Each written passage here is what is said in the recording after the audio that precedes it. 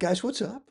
What's going on out there today? Hey, it's Brent Abel here, webtennis.com. Another episode of the January 2025 Daily Fundy, as in fundamentals, right? That's what we're working on all month. And the reason is this message that mastering the fundamentals of the game of tennis, that's the advanced stuff. There's nothing else.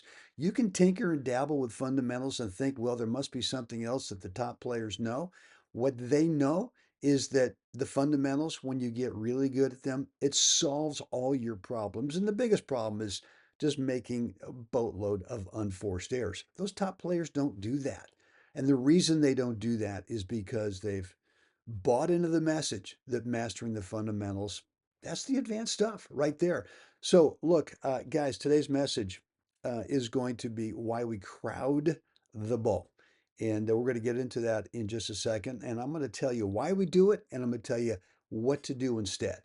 But before we get there, look, this month as well, we've been talking about, if you're playing tight, maybe nervous, anxious, could be at the end of sets, could be at the end of the match. The real confidence code for building mental toughness gets built first off the court. This is not something where you can go out there and just keep playing matches, and hope magically you're going to get confident. Confidence gets built off the court first. And if you've not yet looked at my course, there's a link down below for the 5 mini mindset skills training. It's in the description area. Just click that link when we're done today with this episode, and you'll get access to it, and you can get started right away. In the meantime, why we crowd the ball, and I would say that, and we've talked about spacing, right? We talked about spacing early on, the spatial distance away from the path of the incoming ball that you want to create with your feet so that you consistently get to have what is the perfect ideal point of contact for you, whether it's a forehand, whether it's a backhand, could be a volley, approach shot, overhead, where you place your toss and the serve, all that stuff. When you understand spacing and and consistently get spacing going, then you don't have to improvise swing tech. One of the reasons that we get too close to the ball, and I think that we more often than not, that's one of the most common spacing errors, is we crowd the ball. We just get too close rather than not getting close enough, right? Where we're just reaching.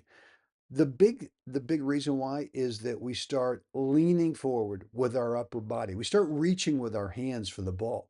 And once you start reaching with the hands for the ball, you get your upper body slightly ahead of everything, meaning that you're off balance. And it's really tough to recover that spatial distance that you want at contact once you're off balance.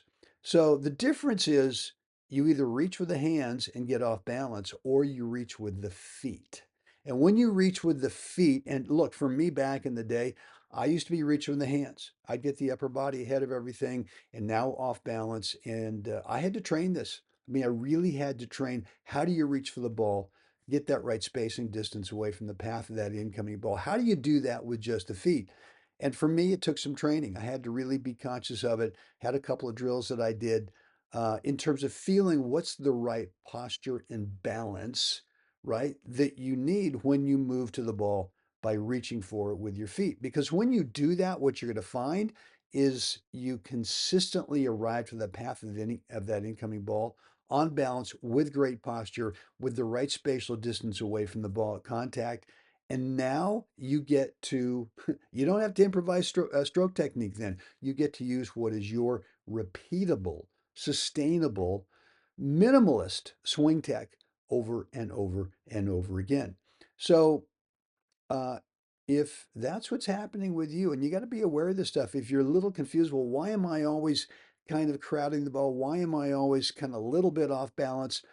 Why am I actually making shots and then needing another step or two as you're moving away from the center of the court to recover, right? So it's typically that you're reaching with the hands. I see this a lot on volleys as well, right? We get up there at net and a ball's off to our side, could be forehand or backhand. The first thing we do is we get our hands reaching over there, and now we're off balance. And once you get off balance, look, first of all, you don't see the ball as well when you're off balance, right? There was a study long ago that said that if you're trying to track a moving object like a tennis ball and you're slightly off balance, guess what happens? Your eyes start looking for a stationary object to reorient yourself in space. And obviously, a moving tennis ball is not stationary. So, yeah, you got to start working on this. Make sure that you're moving your feet first. And I think you'll find that it makes a huge difference in terms of being much more consistent with your spacing at contact. Guys, want to hear from you today. What's on your mind from today's episode of this daily Fundy? Let me know down below in the comments area. Any comments, remarks, questions, feedback. Look, I love to read your stuff and respond. It generally takes me a day or two, but I promise to get to you. So let me know what is on your mind. And then look, as I mentioned at the top, I've got a course for you, the 5 mini mindset skills that we need to be able to build confidence off the court first. Normally, $197 for this course that includes all the bonuses, but right now for the rest of January, and we are we are getting near the end of this month, January 2025. I've got it at more than a 50% discount, just 77 bucks, includes everything, all of the bonuses, all the good stuff. There's a link right down below to get started. Just click that link. It's in the description area, and you can get immediate access and get started with this training. So, guys, hope today's stuff has been helpful to you. It's time. We got to get out there. We got to help someone else have a spectacular day. Guys, see you again next time.